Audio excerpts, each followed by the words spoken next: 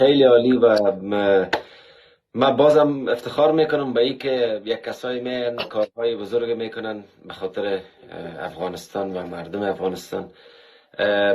پروژه های که ما درباره صحبت کردیم یک چیزهای خیلی طولانی مدتی است، ولی ما روی تاریخ سازی از این حرف میزنیم، روی که ما تاریخ در یک زمان یک انجینیر صاحب آمد یک چیز را ساخت و خود از این خیلی زیباست و فعلا هم یک چیزی که ناگفته نمانه، خودت ساختی و تمام شد، موتر آماده است و کل چیز تو با خودت داری، هر طرف که بخوای بری باید فقط موتر داشته باشی که دیگه نیاز به این که کسی بیاید برات کمک کنه به خاطر ساختن این موتر دیگه اصلا نیازمندی نداری، چون خودت ساختی و فقط اینجا مردم است که تو را کمک میکنن که در کجا به چی سرعت برسی یا نرسی.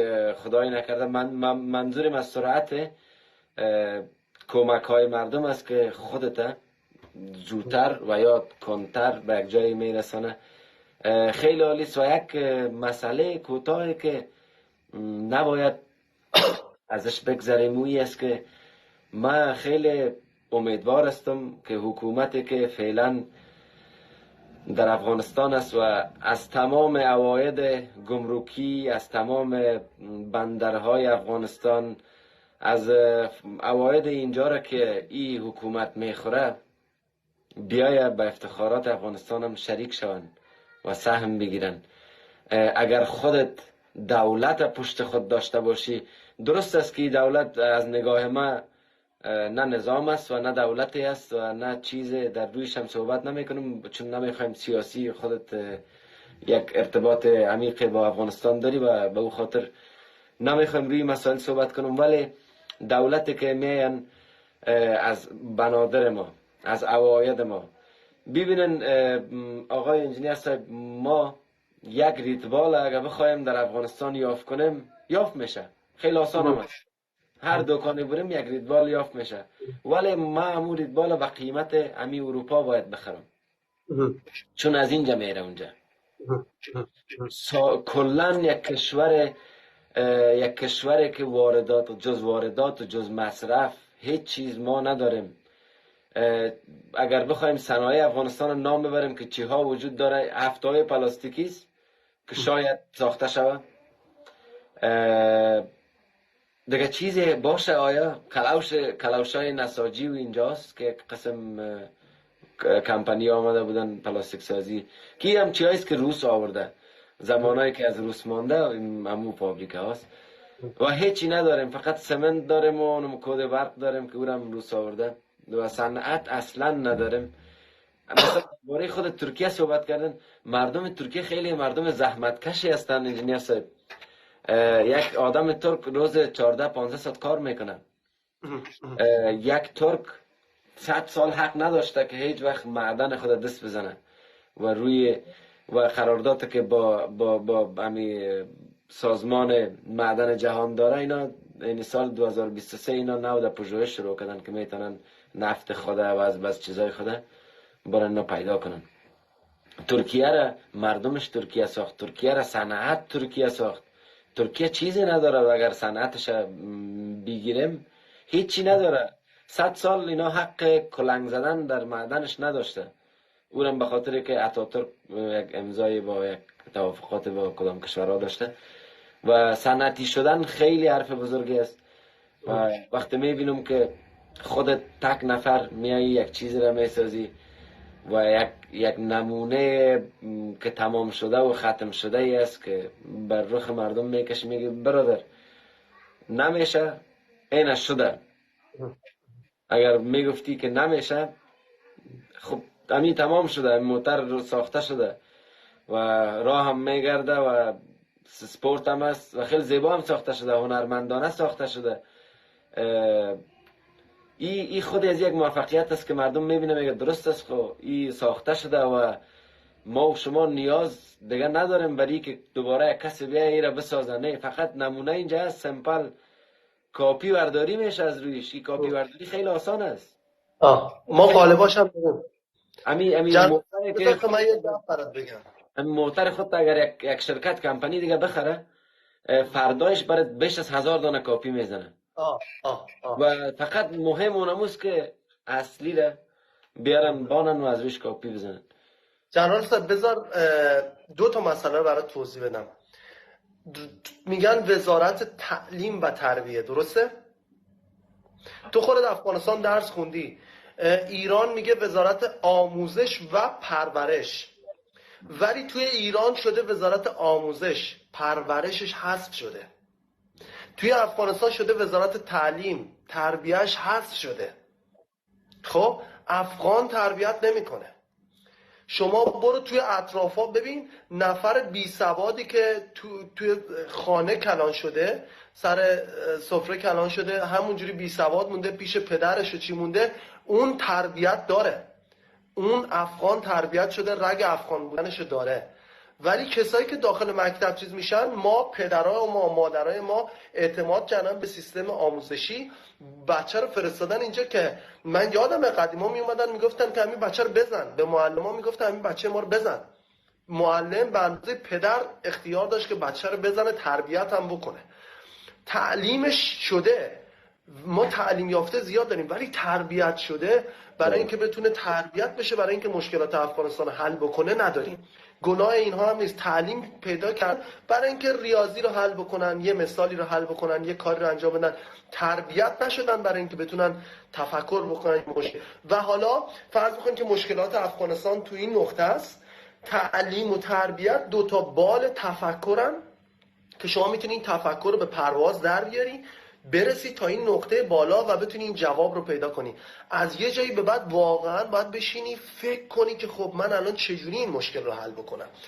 دولت افغانستان شما میگی که ازشون انتظار دارین که کمک بکنن، انتظار دارین که سهم بگیرن و ازشون خواسته دارین. من یه کمک ما انتظار به ای دارم که این مردم داره از منافع، از فواید، از منافعات بندرها، از چیزایی که اینا از اینا چی میگن مفاد خالصش که اینا از بنادر میشه یا هر جای دیگه، اینا کلش یک چی داره، یک جدول داره، اینا کلش یک سرشماری داره که چقدر مواد غذایی میه، چقدر چیز نمیه، چقدر مالیه گرفته میشه، چقدر یک شاروالی سود سالانه داره، بودجه سالانه داره، چقدر باید مصرف کنه، چقدر باید عواید داشته باشه. اینا کلا چیزای مشخصی است.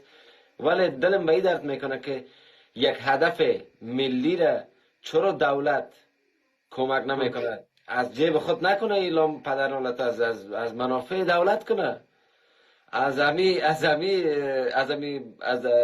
منافع خود دولت کنه، بذار جنرال صاحب بذار بگم که من برنامه برای این چی هست. خب برنامه من برای این چی هست؟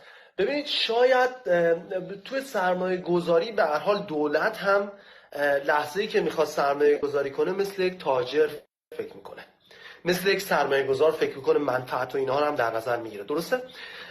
یک سرمایه گذار چی باعث میشه که سرمایه گذاری نکنه؟ یکیش سود کم هست که تو کار ما سود کم نیست. دومی ریسک بالای پروژه هست.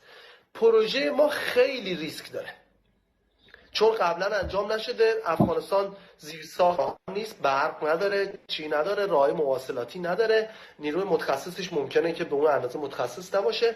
این ریسک بالای پروژه باعث میشه که دولت سرمایه گذاری نکنه. خب ما چه کار کردیم؟ ما اومدیم به جای اینکه یک نفر $1,00,000 که الان ما میخوایم بیایم توی نمایشگاه ریسک این رو گردن بگیره، ما اومدیم این ریسک رو شکستیم به 1,00,000 ریسک. حالا از هر افغانی توی تیک تاک خواهش کردیم که تو به اندازه $1 ریسک رو تحمل کن و دیدیم که ما تونستیم $1 ریسک رو مردم تحمل کردن و به ما دادن. الان ما این نمایشگاه ژنو رو تموم بکنیم، با دستاوردش که برگردیم افغانستان. چیزی که از دولت میخوام اینه که ما نیومدم اینجا بهت بگم که بیا فابریکه موتر بسازیم، من ازت میخوام بیا یک مسجد بسازیم. چطور؟ ما توی افغانستان فابریکه موتر تا حالا نساختیم، یا ممکنه بترسیم یا تجربهشو نداریم یا حالا هر دلیلی. ولی مسجد به 10,000 ساختیم، 20,000 30,000 مسجد ما تو افغانستان آباد کردیم. تو خودت هم بودی توی مزار، چه رقم مسجد آباد میشه. یه نفر میاد زمینش رو میده، زمینش رو که وقف کرد، حالا یک نفر میگه والله این زمین داره یه موتر خشتم میده، یه موتر خشتم که ای داد، یه نفری 4 تا دیگ و کاسه داخل خونه داره میگه همین هنوز ساخته نشده، میگه این دیگ و کاسه هم از طرف من. یه جای تهجیر میزنن تو نماز جمعه، صدا میکنن سر مردم همین الان زمین داره خشتم داره، یه نفر یه 4 شاخه آهن بده. 4 شاخه آهن که رسید، فلسکار میگه من روز جمعه میام فلسکاری میکنم. درسته؟ ما به همین شکل این فرهنگ افغانی حشر کردن، ما به این شکل مسجدها ساختیم، به 10,000 20,000 30,000 مسجد ساختیم. من از مردم خواستم که مردم بیاد یک مسجد آباد کنیم، $100,000 نیاز داشته. من اینش ساختم، من تا اینجا این موترش ساختم. الان تو بده $100,000 بده که اینقدر کارش پیش بره، و مردم لبیک گفتن این پیسه رو دادن. درسته؟ با دستاوردی که از اینجا میگیرم میرم افغانستان پیش دولت، میرم پیش سازمان اراضی، ازش میخوام که نه الان هم تولید کننده داره، هم مشتری داره، هم چی داره، تو بده یه 10 جریب 20 جریب زمین به ما، یه جایی که به دردت نمیخوره بده. اون زمینه که گرفتم میرم پیش وزارت انرژی و آب، میگم من زمین دارم برقشو بهم بده. برقشو که گرفتم میرم پیش وزارت مالیه، میگم هم زمین دارم، هم برق دارم، هم تولید کننده دارم، هم طرحشو دارم، تو منو از مالیات معاف کن 20 سال، از گمرکی هم عوارض گمرکی هم که من وارد میکنم منم 20 سال از اونم معاف کن. حالا اینو ور میدارم میبرم پیش وزارت معدن، از وزارت معدن که من زمین دارم، لاین برق مفته دارم، 20 سال مالیات از مالیات معافم، از واردات معافم. من الان هنوز که هنوزه با تمام این چیزا، فرض کن تو داری به مسجد کمک میکنی، اسم این مسجد انتاپه، من نمیتونم سرمایه گذار رو راضی بکنم که تو بیا سر موتر من سرمایه گذاری کن، هنوزم نمیتونم. تو به من یه معدن زغال سنگ بده، یا به من یه معدن زغال سنگ توان ما نیست، یه معدن نفرایت به من بده، نفرایت با سنگ و کلنگم با کلنگ و چیزم میشه کند. تو یه معدن نفرایت به من بده، من حالا چیکار میکنیم؟ این معدن نفرایت هم میگیریم، یه سنگ با ارزشیه، میریم داخل مرکز رسانه‌های حکومت میشینیم، تمام نمایندای این وزارتخونه هم بشینن، یکی زمین داده، یکی آبش داده، یکی برقش داده، یکی از مالیات معافش کرده، یکی از گمرک معاف، یک نفرم یه دونه معدن داده به این، اونجا معدن هم از مالیات و همه چیز معاف، دولت بگه همین معدن مال این مردم هاست، مالیاتش معاف. اینجا ما الان از تجار خواهش میکنیم این نفرایتی که تجارتشو بلدید، این نفرایتی که مشتریشو دارید، شما این معدن نفرایت رو بیاید سر این سرمایه گذاری کنید، از عواید اون مثلا 10%، 20%، 30% میرسه به من. درسته؟ حالا این مسجد دیگه زمین داره، کلکین داره، خشت داره، چی داره، فلان داره، فلان داره. نمازخوان نیست. گفتم همه چیز تیار شد، مسجد نمازخوان نیست. اونش کدوم مسجدی تو افغانستان آباد شده که صف نماز تا داخل حیاتش نکشیده؟ خب به این شکل دولت هزینه‌ای هم براش ور نمیداره، از به قول خود از چال مفت، چی میگن؟ از مفته خودش چال اومده دیگه. واقعا دولت جیب خالی، به قول معروف جیب خالی، دولت نشسته دور این مجلس، از این جیب خالی خودش داره چال میره و زده میره، خودش هم قاضی میکنه. یک خاطره یادم اومد، به خاطر که امی لایف من خودم در سبک امی استنداپ کمدین هستم و دوست دارم در صحبت های کاراتو دنبال میکنم. آره دیگه، حرفم از بهترامی فکر نکنین، من فقط خواستم یک شوخی کنم. من اینه به خاطر گفتم که در ترکیه خیلی زیاد مسجد داره و دیگه هیچ وقت من در اونجا نمازخوان نمیدیدم جز روزهای جمعه، و دیگه وقتا کلا خالی بود. وقتی میرفتیم یک ملایمان بود دیگه، خودش گروپ گل میکرد میرفت میامد. اما چیش یادم آمد که خواستم بگم، ولی خیلی هدف بزرگ دارن، خیلی زیباست. من یک چیز یادم آمد، یک دو نفر نشسته بودن، یک دو دانه به اصطلاح عام یک دو تا چرسی نشسته بودن در لب کوچه با هم صحبت میکردن، گفتن چی پلان داری؟ گفتم اینجا را میخوایم یک گل درخت همین میدان چرا بسازیم، خاک است، خاک بازی است، یک چمن یک چیزایی بسازیم. خب در دمی صحبت بودن پلانه که چی گلها چانده شود، چی درخت های در این میدان چانده شود صحبت میکردن. دمو اسنا یک طفل با یک توپ بازی میکنه اونجا و نفر بعدی میخیزه ایره یک سیلی میزنه. خوی بچه میره گریه کرده، پدرش صدا میکنه و پدرش میگه چرا بچه ما اینجا زدی؟ میگه ای بچه اینجا درختای ما را خراب کرد، اینجا گلوی ما را گنده کرده.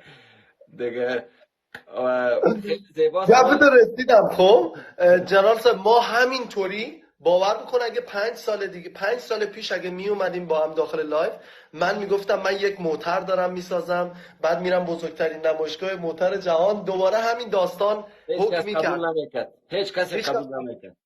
هیچ کس قبول نمیکرد. ما خدا بزرگه، متوجه چی میگم؟ تا اینجاشو اومدیم. کی فکرشو میکرد 1 ماه پیش ما از داخل تیک تاک $1,00,000 کسی که تا یک روز لایو هم مثلا بلد نیست دکمه لایو رو فشار بده، میاد و در عرض 1 ماه $1,00,000 جمع کرده میره و کارشون میکنه. کی فکرشو میکرد ما اینجا بیایم همسایه دکان بنز و بی ام دبلیو اینها بشیم؟ خب منظور اینه که این کارا رو کردیم، ما حرکت کردیم، توکلمون به خدا شده. از خدا به بعدش هم اگه ما راضی کردن دولت، من گفتم من پدیده ها رو تو 32 سالگی اگه از منم توی 22 سالگی میپرسیدیم من میگفتم این دولت این طور است و او طور است و او طور است. متوجه شدم که با ناله و گریه و گلایه و شکوه مشکلی حل نمیشه. الان یک مشکل هست، من یاد گرفتم پدیده ها رو همونطوری که هست ببینم، نه اونطوری که دوست دارم. من دولت رو الان نگاه میکنم، خب من از دولت چی میخوام؟ از دولت من پیسه میخوام.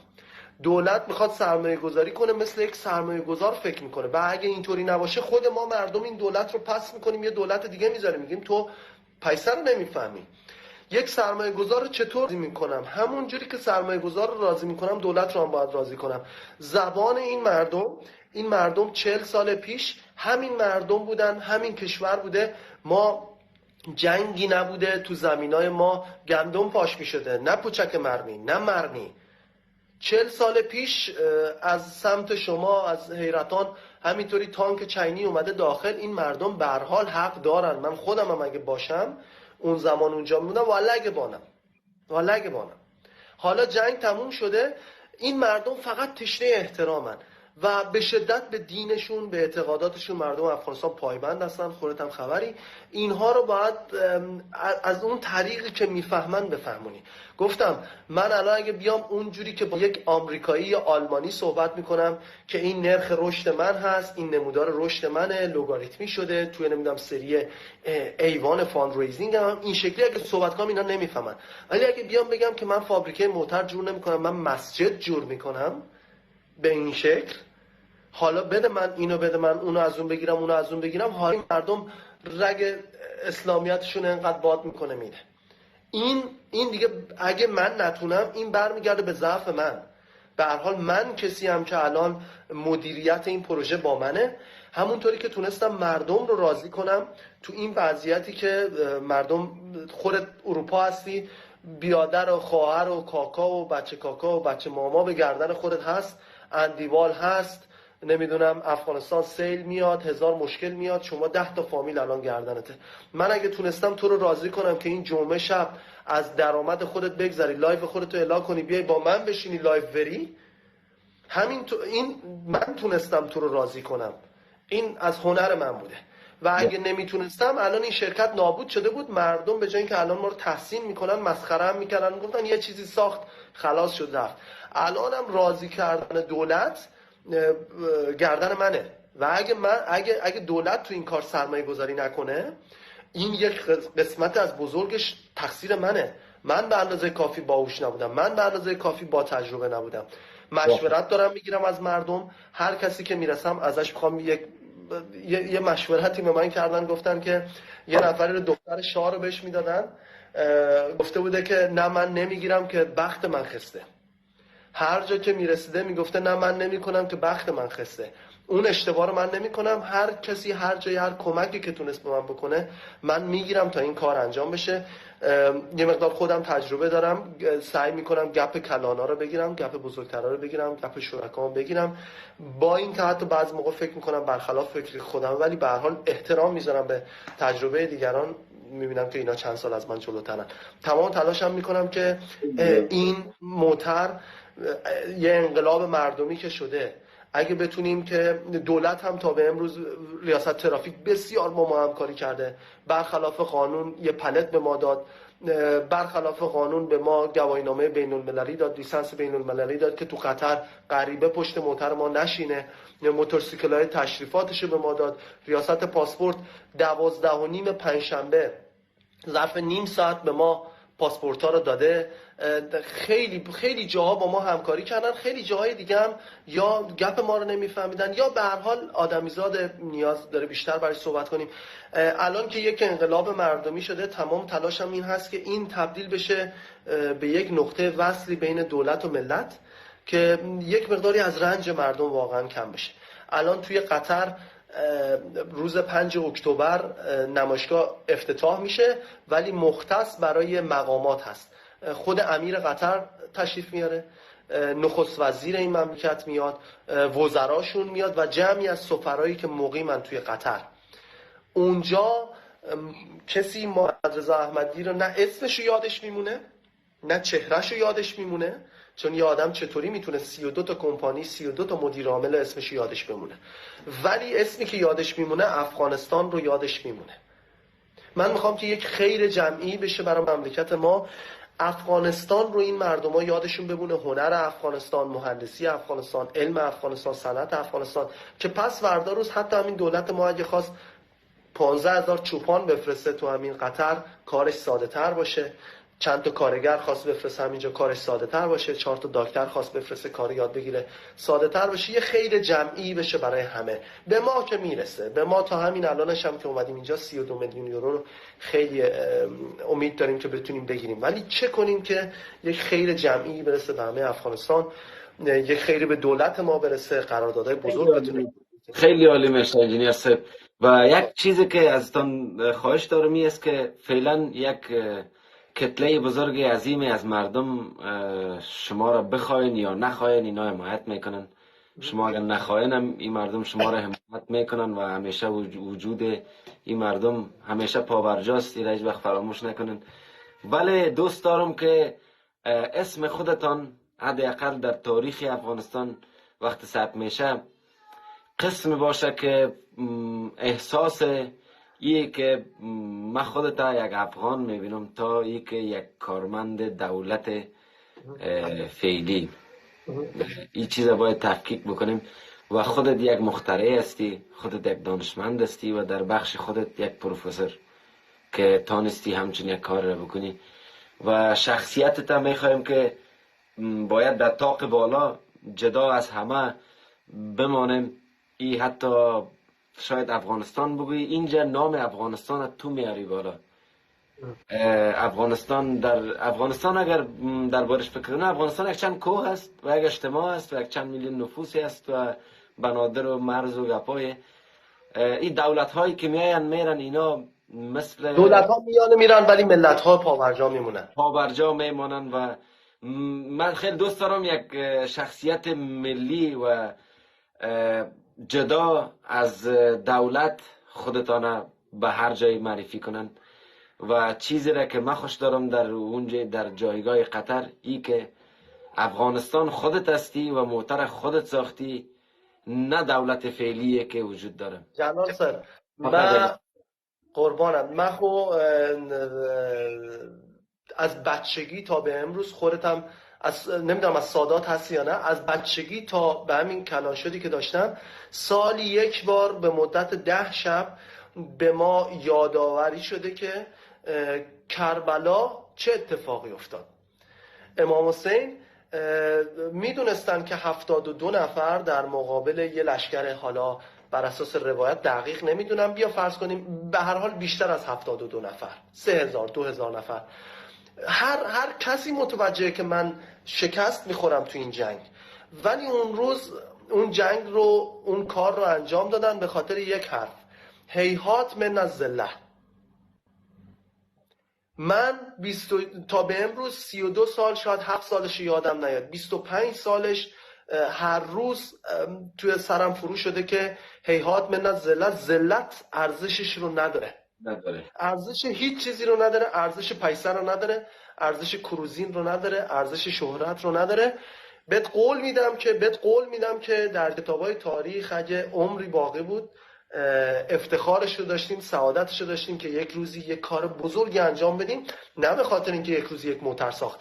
این شخص کسی بود که اون لحظه‌ای که تو مسیر صنعتی شدن افغانستان، تو شروع مسیر، تصمیمای درستی گرفت که تصمیم با ذلت نگرفت. متوجه چی میگم؟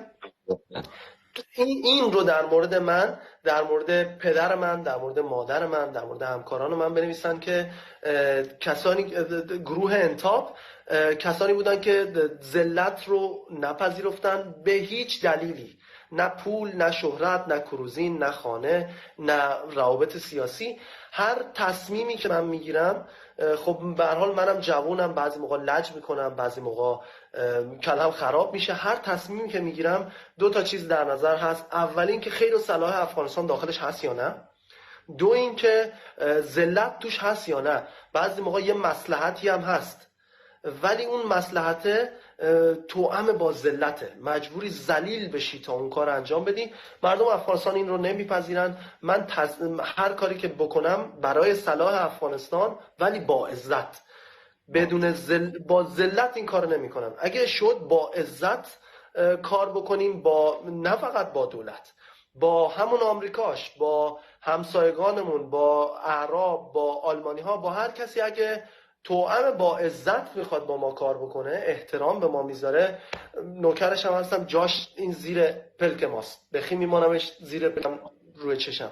ولی اگه بخواد با ذلت یک کاری با ما بکنه، ما اون رو نمیخوایم. ما افغانا تو تاریخ هم نشون دادیم کسی که به ما عزت بذاره زیر چشم ما جا داره، ولی اگه کسی که با ذلت بخواد با ما رفتار کنه، تنها جایی که داره زیر بوت ما.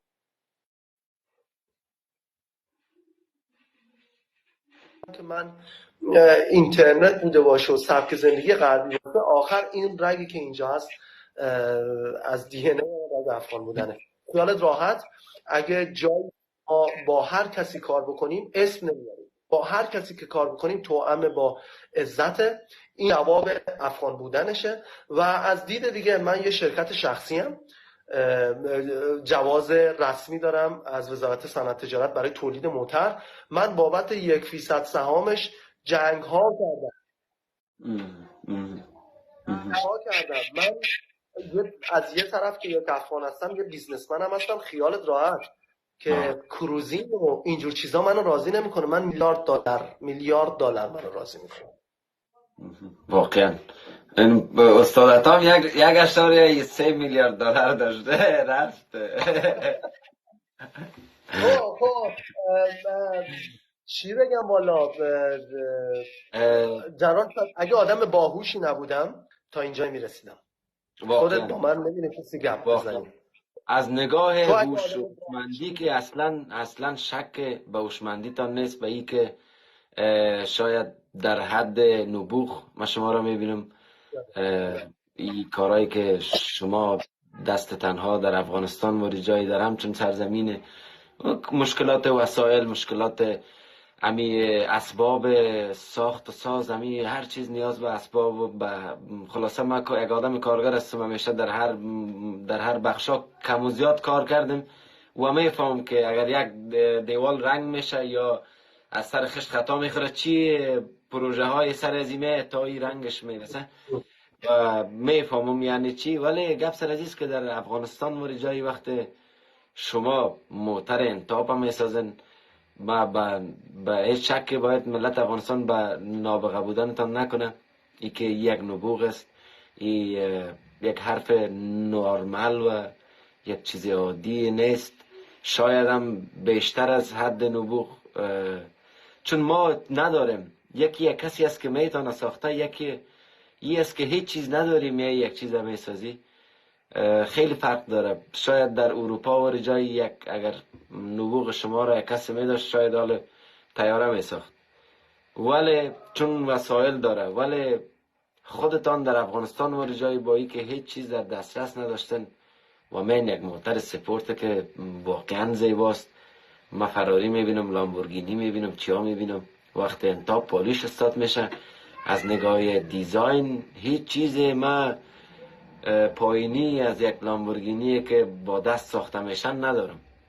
هیچ فرقی نداره و خیلی زیباست و افتخار ما هستن. همیشه در مجازی در صفحات شما هستن روحیه میتن برای نسل جوان که ما ببینن با هیچ چیز دست به نداشته خود آمدیم ساختیم. یعنی شک نکنن به این که ما میتونیم و این یک روحیه خیلی بزرگ میشه برای نسل جدید، برای کسایی که و دوست دارم شما یک رهبر قرار بگیرن برای نسل جدید از نگاهی که چی کارهایی میتونن کرده و چی از نگاه علمی، یعنی در چی سطحی هستی را باید جوانها و نسل جوان بفهمه و بتون از خودتان سوی استفاده نه استفاده کنن. جناب صاحب، یه کسی تو ایران براش کار میکردم. این آدم به من همه چیز داد. ظرف 2 ماه به من از همه مهمتر شجاعت برخورد با مشکل رو داد. ظرف 2 ماه من رو یه کاری رو به من میداد که بلد نباشم انجام بدم و نمیومد پرسان کنه و واقعا نمیومد پرسان کنه. تو من مجبور میشدم شبانه وای میسادم اون کار انجام میدادم که مثلا من خجل نشم. اون آدم ظرف 2 ماه من پایپ دوانی یاد گرفتم، لاین دوانی یاد گرفتم، رنگ مالی یاد گرفتم، برات بگم نجاری یاد گرفتم ظرف 2 ماه. این آدم به من شجاعت برخورد با مشکل رو یاد داد. خودش توی چین رفته بود که گفته بود، با خودش اینطور فکر کرده بود که جواب مشکلات من ایرانی توی آمریکا نیست، جواب مشکل من ایرانی توی چینه. من باید یاد بگیرم چطور کپی کنم. من هنوز به اون حدی نرسیدم که خودم یک چیزی درست کنم، پس بهتر من ماستریمو برم توی چین بخونم نه توی آمریکا. 5 سال رفته بود توی چین یاد گرفته بود که چطور کپی کنه و من کپی کردن رو از اون یادم یاد گرفتم. چیزی که الان هستیم یه قسمتش زیادیش به خاطر اون آدمه.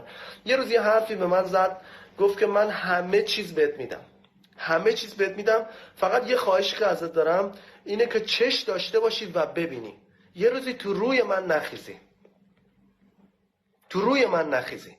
امروز از همین لباسی که تن منه از مردم داده شده، همین اندیوالم بغل دستم، همین موبایلی که داریم باش لایو میریم آیفون هست، موبایل خود من اینه.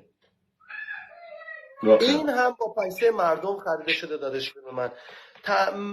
من فراموش نمی کنم که کی این نان رو داده دست من. باور بکن که یه استادی دارم، استاد ننیالای خدا خیرش بده، استاد فن بیان من بوده دیگه. توی کارخونه با هم کار میکردیم، من همیشه میشستم زیر صحبتاش یاد میگرفتم که چطور صحبت میکنه، از پدرم هم یاد گرفتم. این استاد ننیالای یه روزی داشتم قضاوت میکردم، خدا ببخشه مجاهدین دوره قبل رو، که اینها درست مدیریت نکردن و ما امروز داخل این بیبرقی هستیم، داخل این مشکلات هستیم.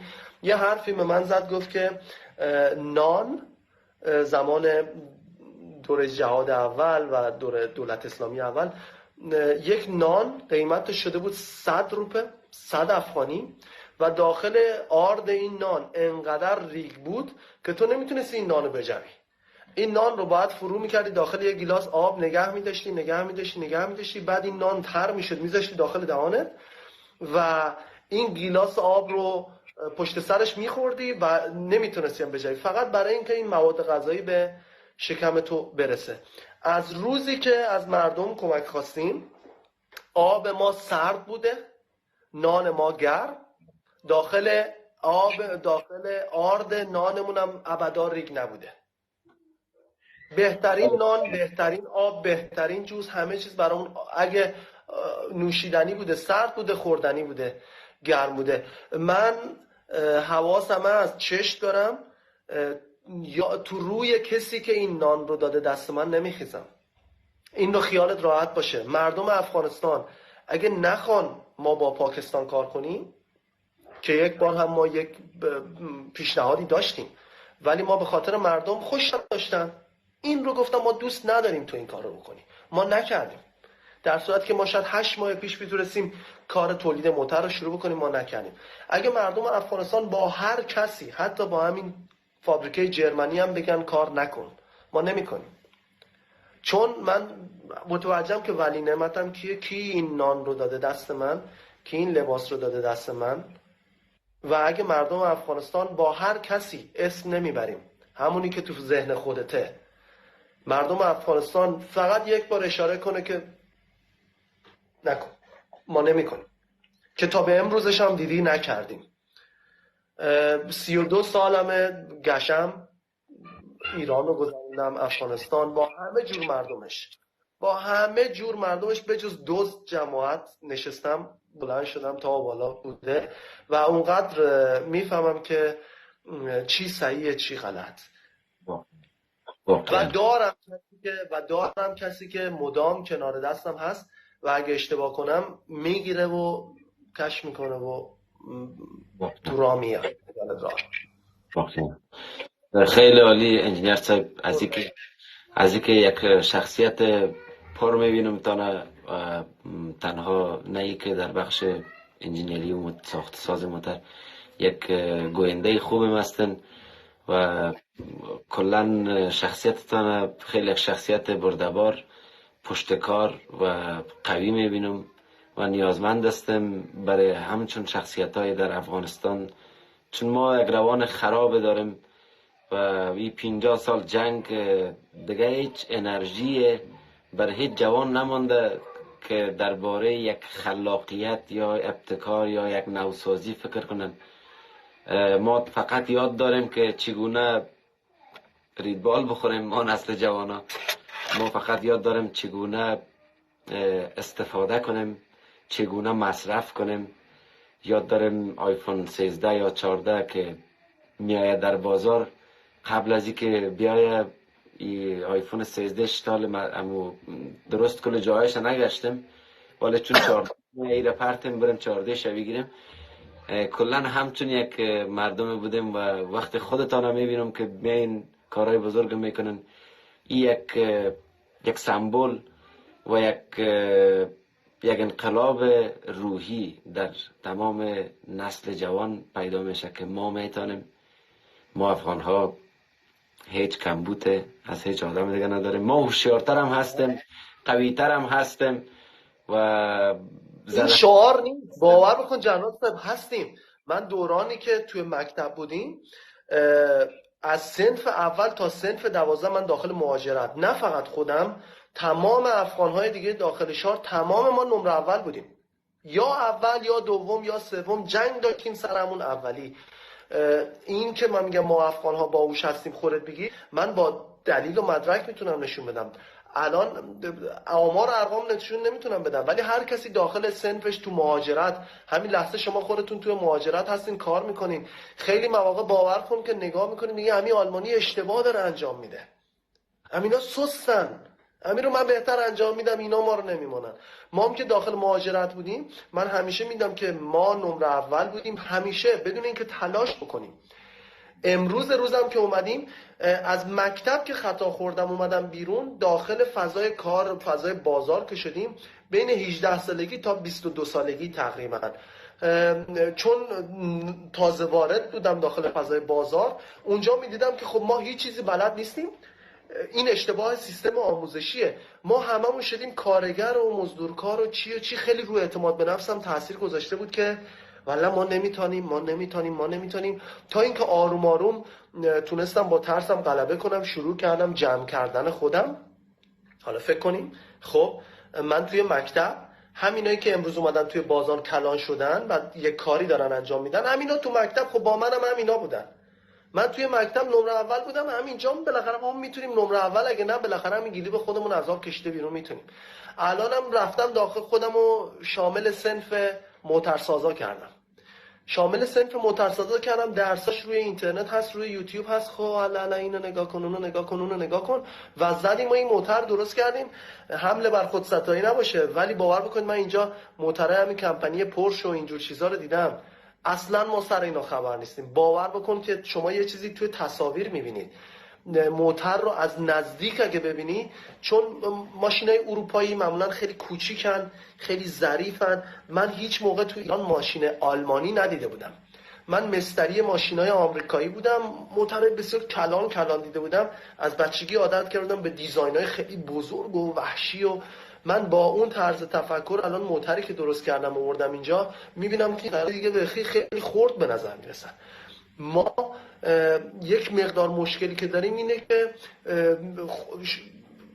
فراموش میکنیم خودمونو. ما همون کساییم که داخل مکتب نمره اول بودیم، الان هم که داخل بازار کار اومدیم، الان هم که مهاجرت کردیم، نفر همسن و سال ماست داخل مکتب، ما سر این خبر هم نبودیم، الان هم همون مکتبه، فقط مکتبمون عوض شده، صنفمون عوض شده. من از صنف ریاضی اومدم نشستم سر صنف موترسازی، یعنی بهترین موتر دنیا رو والا درست کردیم. واحد نژند از پشت صنف فیزیک کیمیا اومده نشسته پشت صنف ورزش. واحد نژند چی کم داره از مکگرگور؟ چی کم داره؟ ظرف 1 دقیقه نفر اصلا میترسید دیشب نزدیک بشه بهش، با پاشی رقم نگه میداشت که تو رو خدا رحم کن.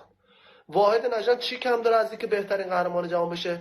من چی کم دارم از اینکه بهترین تولید کننده موتر لوکس بشم؟ فقط مسئله اینه که ما یادمون نره که ما همون نمره اولیم، ما فقط صنفمون عوض شده. خیلی خیلی زیبا، خیلی زیبا. و بازم ناگفتنمانه، بازم تبریکی واحد نژند به تمام ملت افغانستان تبریک میگم. من اینم بگم که منم مردم افغانستان اگه میشنوی خیالت راحت، منم که اینجا اومدم تو قطر کسی رو تو وزن خودم نمیمانم. خیلی زیبا. واقعا اینجا یک دونه آپشن چک است، ما باید براتون رو بزنیم و جا داره فکر کنم همین آپشن خصوصا به خاطر خودتان ساخته. دیگه افتخارات خیلی زیبا. میبینم که کل چیز خوب پیش میره. ما ملت که پارچه بودیم، ولی باز اگر افتخارات مشترک داریم بازم دست به دست میتیم. کل ما در حال که پارچه هستیم که دیگه خدا بغل هم میگیریم و میایم کمک میکنیم، میایم صحبت میکنیم، میایم قبول میکنیم یکی دیگه. خدا خیلی زیباست و امیدوار هستم که تمام برنامه‌های مجازی ما روی مشترک شدن ملت ها باشه، روی افتخارات مشترک ما باشه، تا ای که بیایم اقوام یکی دیگه خود سرکوب کنن، یا حرفای تعصب باشه، قوم پرستی باشه، نژاد پرستی باشه، حتی حرف دین باشه. خسته است کلگی و ما که واقعا خسته هستم از همچون بحثای و همیشه دوست دارم همچون مثل انجینیر صاحب باری آدمای افتخار آفرین در صفحات مجازی همیشه بیاین. امروز اگر موتر، فردا منتظر هستم که یک کسی بیایه یک بوینگ بسازه و وقت آقای انجینیر صاحب تانست موتر سوپر موتر که در استاندارد. من یک ویدیو دیدم که هارلی داویدسون یک بخش موتورسیکل سازی هستن که میشناسم. اینا یک کمپانی، تنها یک کمپانی فقط در بخش صدای موتورسیکل کار میکنن. کمی صدایی که پر مبرایه همی باید همی رقم ساخته شد. و حالا صدایی که ما از یه انجین 4 سیلندر آوردیم و شنیدی؟ نه همین صدای موتر امی فکر کنم امی سیلندی از ایره کلن چی است. مثلا موترهای تویوتا در افغانستان سیلندش یک چیزایی میکرد که یعنی کلا صدای ماشین بزنه بیرون و همچین یک چیزی رو میشنم. کاشی رو برداشتیم، پایپ مستقیم ماندیم و اگزوز شکاری. ما این صدا رو 4 دفعه 5 دفعه اگزوز از اگزوز جنلیتر چینایی بگیر آوردیم، ولینگ کردیم، شاندیم، دیدیم از این صدا خوشمون نمیاد. 10-15 نفر آدم دوباره آوردیم، یه اگزوز دیگه شاندیم. فقط یه تیم کامل اگزوز می آورد، میشاند، روشن میکردیم، خوشمون نمیومد، کات، دوباره یه اگزوز دیگه. واقعا یعنی افغانا غد متوجه چی میگم؟ واقعا یعنی روی کلان دوست دارن. یاره ما روی یک صدا چقدر کار میشه که حالا یعنی در داخل بحث در آمدیم. ببینن دوستا، روی یک صدای ماشین افغانستان، البته من زیاد دوست دارم انتاپ نگویم، ماشین افغانستان بگویم، خیلی دوست دارم که همین هم. دیگه. یعنی فکر کنین روی یک صدای از این چقدر کار میشه تا این یک صدای خوشایند داشته باشه، چی برسه به این که روی جزئیات دیگه چیزای از این چقدر کار شده. و ما همون قصه هارلی داویدسون بود که یعنی یک کمپانی می روی صدای از این چی کار میکنه، روی فقط صدایی که متسکر چی صدایی میته. آسان نیست، ساده نیست و امیدوار هستم که از خودتان رویه بگیریم، نسل جدید بیان بوینگ بسازن، بیان پهباد بسازن، بیان های جنگی بسازن و همیشه مجازی ما پر از افتخارات و چک چک باشه و خوشحالی باشه. دوست دارم هیچ وقت دیگه صدای انفجار در میهن ما نباشه، جنگ نباشه، خونریزی نباشه، قوم پرستی هایی که فعلا وجود داره، کوچ های اجباری که وجود داره، حرفایی که پشت صحنه و هیچ رسانه آزادم نداریم که بیان دفاع کنن.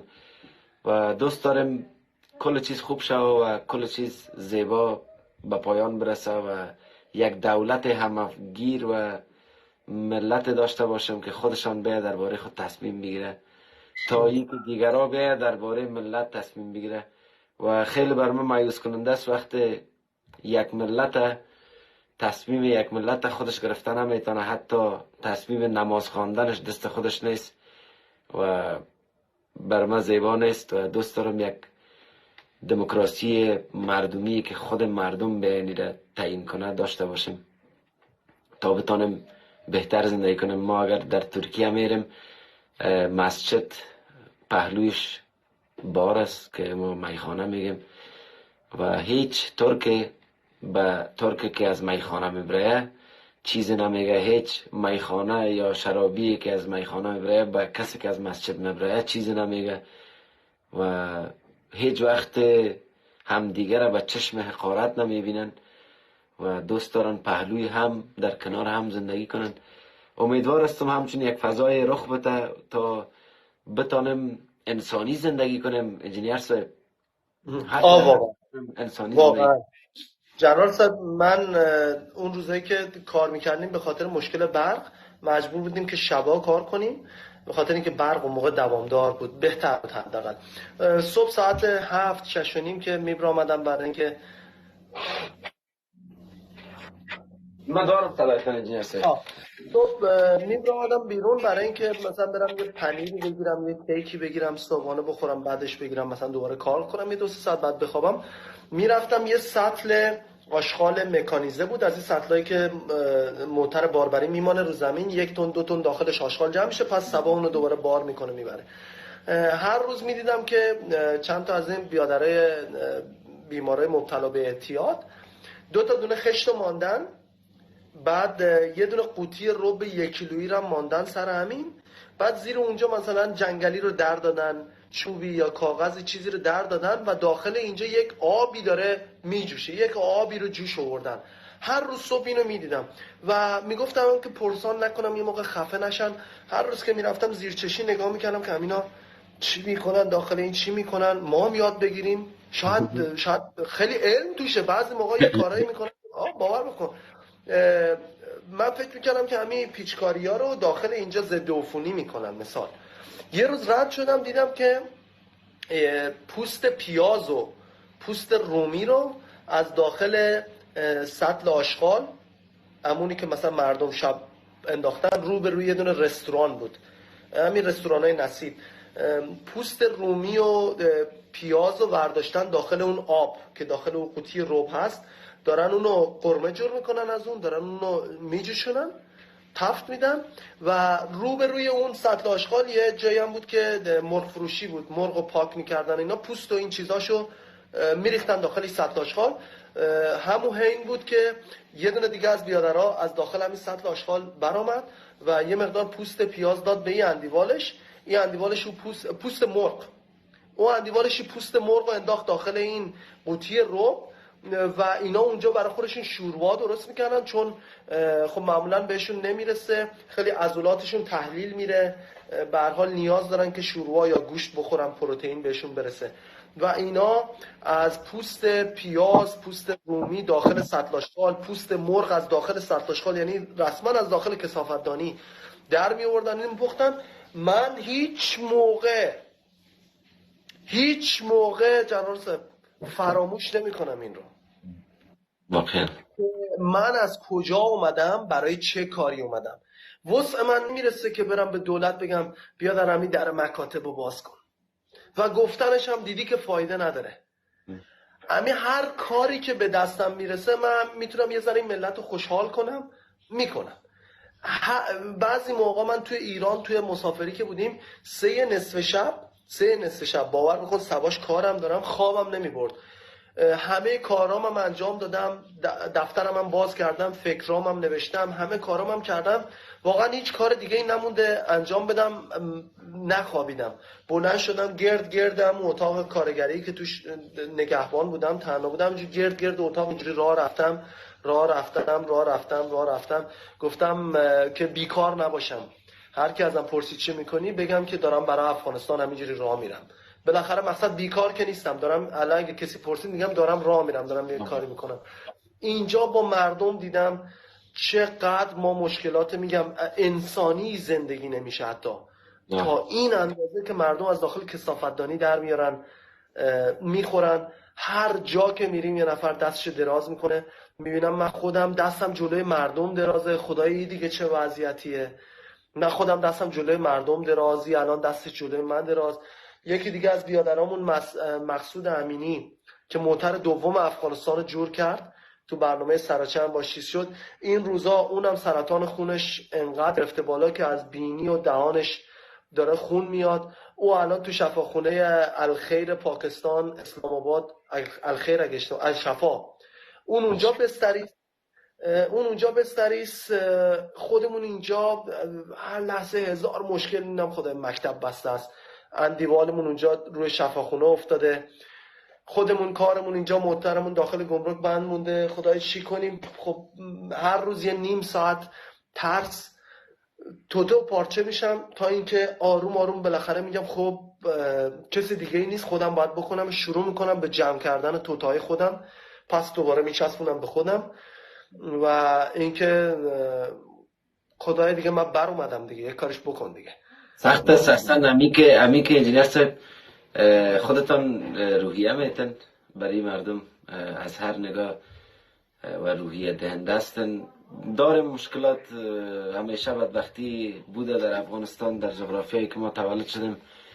نمیفهم یا بدشانس بودیم یا بدبختانه در همچین جغرافیایی آمدیم تولد شدیم. ولی چیزی که برای ما زیبایی است که با همین بدبختی ها افتخار آفرین هستن و میاین چیزهایی را میسازن که ما در بسته جهان حداقل میگم که برادر این موتر داریم ما، یعنی دیشه ورزشکار ما برنده شد. ببینن این چیز افتخارات خیلی بزرگ است که ما و شما در همی زندگی غربی و مهاجرت اروپایی که داریم این چیزهای خوشایند است که ما هنوز خدا میگم درست است رفیق، تو هنوز افغان هستی و هنوز افتخارات وجود داره. من میال وطن مرا فراموش شده میبینم، وطن مرا مثل یک سیب میبینم که اما قسمت کرم خوردگیش میهن ما باشه. همچون یک دیدگاه نسبت به همین جهان و همین میهن خود دارم. ولی باز همی که میایم انجینیر صاحب دارم، واحد نژند دارم، افتخار دارم. هنوز کسایی هستن که میاین به خاطر ببینن خیلی تاثیرگذار است روی تمام نسل جوانه که اینا امید دیگه ندارن به زندگی. نسل جوانه که همه چیز خراب میبینن، همه چیز تمام شده میبینن و خودت می برشان انرژی میتی تا اینا بگوین که هر کار را که بخوایی ما میتونیم و خواستن توانستن است. و این درم از خودت میگیرم و این زیبایی را از خودت میگیرم انجینیر صاحب. و دوست دارم ملت هم بیاین حمایت کنن دست به دست بتن تا کارهایی که قرار است انجام بشه سریعتر باشه. تا وقتی که وقت دارم، تا زندگی خیلی کوتاه هست، زندگی همیشه معلوم نیست کل چیزش و هر چیز روی ماشینی حساب پیش نمیره که ما بگویم 2+2=4 میشه. زندگی یک معادلات پیچیده خود داره که کل چیز نمیشه روی با ماشین حساب بسازیم. ولی دوست دارم تمام مردم دست به دست بده و این پروژه ما را زود برسانه به یک جایی که ما واقعا افتخار داشته باشیم، ما معترف افغانستان خود ما را داشته باشیم. و ما امیدوار هستم روزی که کمپانی خود ما را داشته باشیم. ما ببینم میگم ما خود حتی چی میبینم، ما حتی خود شریک میدانم به موتر خودتان انجینیر صاحب. میگم کمپانی خود ما یعنی شریک میدانم از نگاه افتخارات به این که ما کل ما در این افتخار شریک هستیم و دوست دارم زودتر ساخته شو و وقت ساخته میشه دوباره انجینیر صاحب یک کمک کننده بزرگ باشه در افغانستان و یک کسی باشه که بتانه ملت افغانستان دوباره کمک کنه با منافع امو خود چی امی موتر افغانستان و بتانه یتیم ها را ما دست بگیریم، بتانیم اطفال که در روی کوچه ها اینا آیندهشان معلوم نیست، درس ندارن. خیلی چیزای نادرستی های زیاده در اجتماع افغانستان وجود داره و ما میبینم در بدن انجینیر صاحب که روزی که کمپانی ما ساخته شود پس دوباره این آدم یک کمک کننده است در افغانستان و این چیزا ما میبینم برای خودشان و امیدوار هستم یک چیزهای بزرگ را بسازیم، کارهای بزرگ را مثل همی که یک موتر ساختن، مثل همی افکار بزرگ همیشه نسبت به زندگی داشته باشیم و اما قصدهای ما خیلی بزرگ باشه، نیتهای ما بزرگ باشه مثل انجینیر صاحب که نیتهای بزرگ داشتن که تا اینجا رسیدن و این خیلی زیباست. انسانها را نیتشان میسازه و انجینیر صاحب نیتشان به این جایگاه رسانده و همو ای که خواستنشان به این جایگاه رسانده و برای ما قابل احترام، برای ما یک افتخار آفرین، برای ما یک نابغه و برای ما یک ما شما را بهتر از امی رهبرای لعنتی که سابق تیر شد میبینم، ما شما را بهتر از یک دولتی که فعلا وجود داره میبینم، ما شما را بهتر از خیلی کسایی که آمدن در فرهنگ کار کردن، در این کار کردن، در او کار کردن ولی هیچ کسی کار عملی انجام نداده. انجینیر صاحب ما همیشه گفتیم و همیشه گوینده خوبه بودیم، تانستیم خوب صحبت کنیم، روی هر چیز لاف بزنیم، روی هر چیز غر بزنیم، در هر چیز ما بگویم من هستم، ولی هیچ کس کار عملی انجام نداده بود و وقتی خودتا را میبینم افتخار میکنم به این که هنوز هستن و افتخار دارن برای تمام ملت افغانستان و امیدوار هستم که ما یگان تای دیگرم در گیم میارم، باز ما او را که شما اعلام میکنم، باز ما میرم